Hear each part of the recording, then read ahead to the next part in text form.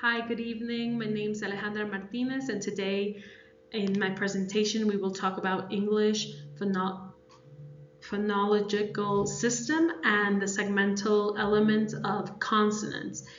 Here is my ID. Let's begin.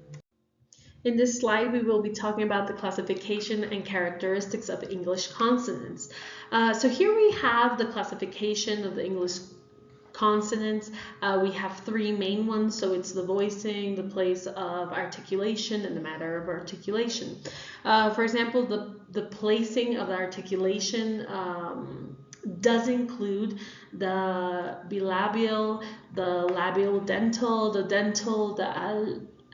alveolar, the retroflex, the palatoalveolar, the palatal, the velar, and the glottal. So these are very important. They're main ones that go there. For example, in the manners, it includes the stops, the nasals, the phenactives, the aferreactives, the laterals, and the approximants. So in my presentations, in the next presentations, we will be discussing the speech organs that are involved in our articulations, the classification of consonant sounds, the consonants, the sounds that will be produced with each vocal tract, with the airflow that we have, with the vowels that are obstructed and the consonants that are classified, and the voicing. So for example, the vowels that we have is A, E, I, O, U, and the consonants would be B, C, D, F, G, H, J, K, L, M, N, P, Q, R, S, T, V, W, L, X, Y, Z. And we do not have the ñ because that is for the Spanish alphabet. Okay, so here we're going to talk about place of articulation. Okay, the place of articulation is where there's a location within the vocal tract where there's a speech sound that is produced. So in this point, it's where it's constructed between an active articulation and a passive articulation. The location, along with this manner, with the voicing, makes a sound, and this determines the distinctive sound of the consonant. For example, we have here bilabial, which is both lips. So we go P, B, M, which is P, B, and M. We have the labiodental, which is the lower lip plus the upper lip. So sorry, upper teeth, which is F and V. So fish, and we can say veins. Okay, so they have a different sound to it. Then we have dental, which is the tongue tip plus the teeth. So here we can say think and this. Think and this. So it pronounces different sounds. Then we have the alveolar, which is the tongue tip plus the alveolar ridge. So this is the T, the D, the S, the Z, the N, and the L. So for example, we can say turtle. We can say snake, zebra. Then we have the postalveolar, which is the tongue just behind the alveolar ridge. So this is behind. For example, it's the CH and the SH, which is measure or judge.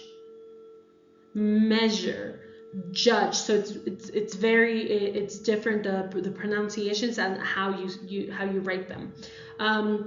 Then we have the palatus, which is the middle of the tongue plus the hard palate. And for example, it's not yes, it's yes. Then we have the velar, which the velar is the back of the tongue plus the soft palate. So it's the K, the G, and it's sort of like the N, a little lower, but it's, for example, you could say zing, zing, okay, sing. And then the last one is the glottal, and the glottules are vocal chords in the glottis.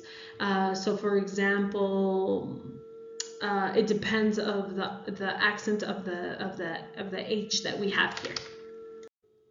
Okay, so here we're going to talk about the manner of articulation. So the manner of articulation is the airflow that creates the consonant sound when we pronounce a word, or when we're reading a sentence that has a consonant.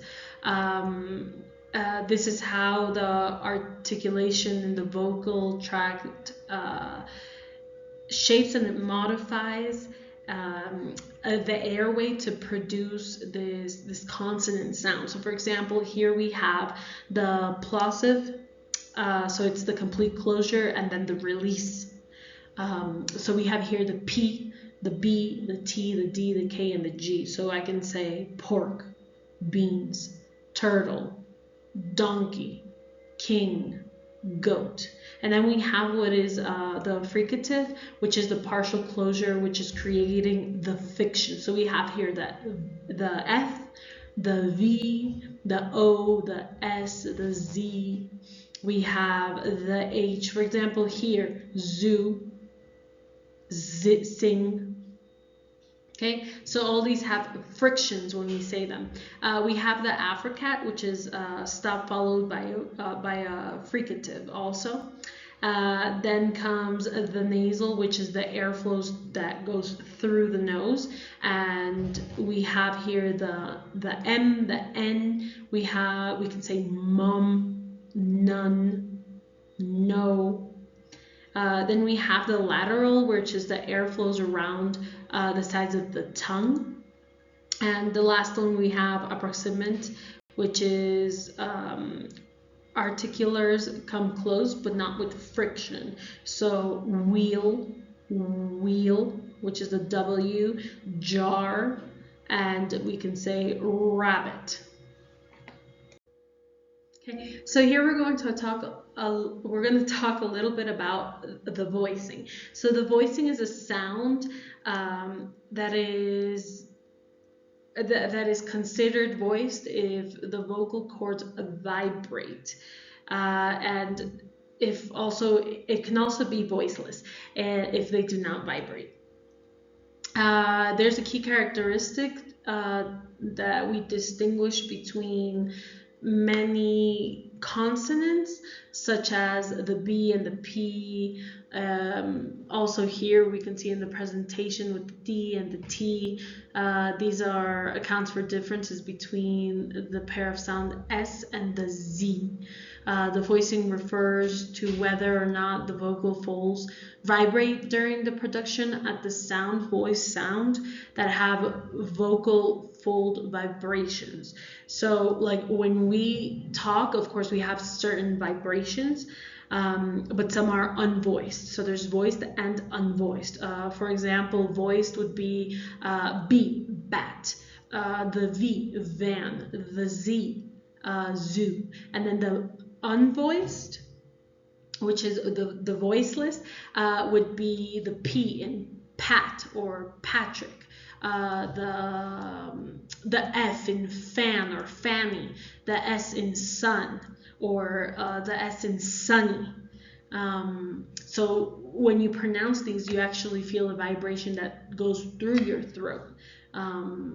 So it's like a buzzing feeling. So when I say buzz, we can feel the Z's. So here we're going to talk a little bit about consonant classification that can improve EFL teaching. So here, what I understand about the consonants and everything that can improve in the EFL teaching, I think it would be the structured way to address the pronunciation. There's a lot of challenges with certain words. For example, the consonant sounds are classified by three main features that have articulations. For example, where the articulation is pronounced, how the sound is produced, and where the vocal chords vibrate. So I think that by teaching these categories, we do educate kids so there's no mistakes while reading words or pronouncing the words. For example, this helps learners recognize the sound patterns. The students become aware of how English consonants differ from those that are native languages, and this allows them to practice a little more on the phonetic side. Then we have to improve the articulation. So this understands how and where sounds are formed, and this helps students physically to adjust their speech. And we have clarity also, that's actually very good for the classification to improve in EFL learners, because this focuses on voicing and articulation that's reducing. And we have diagnose,